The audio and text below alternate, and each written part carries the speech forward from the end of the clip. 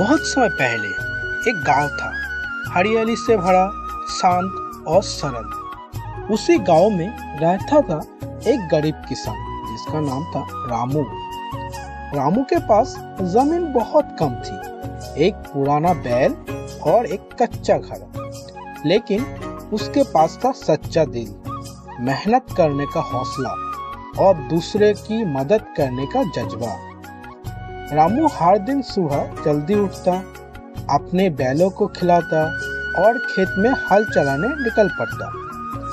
खेत छोटा था, लेकिन रामू मेहनत में कोई कमी नहीं छोड़ता। कई बार पेट भर खाना भी नसीब नहीं होता, फिर भी वो अपने से जरूरतमंद लोगों की मदद करता।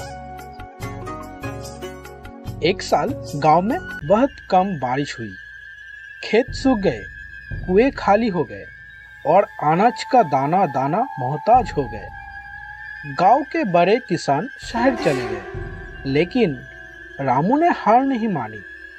रामू रोज कुएं से पानी खींचता, पौधों को जड़ सींचता और भगवान से प्रार्थना करता, हे भगवान, मेरा मेहनत रंग लानी चाहिए।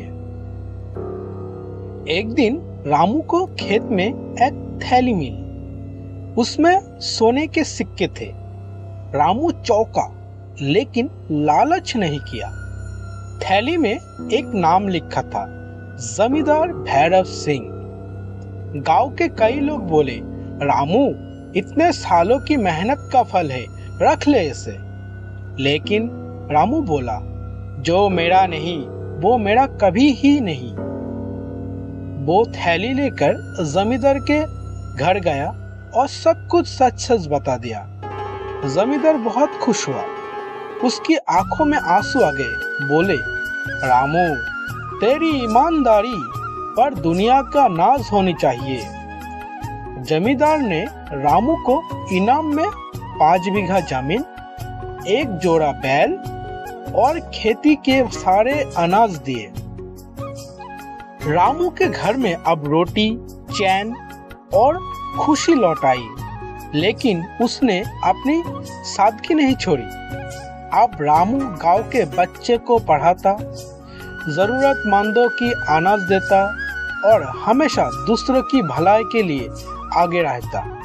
सीख, ईमानदारी, मेहनत और नेक दिल, इंसान चाहे जितना भी गरीब हो, उसकी दौलत अमीरी से कई बारी होती है।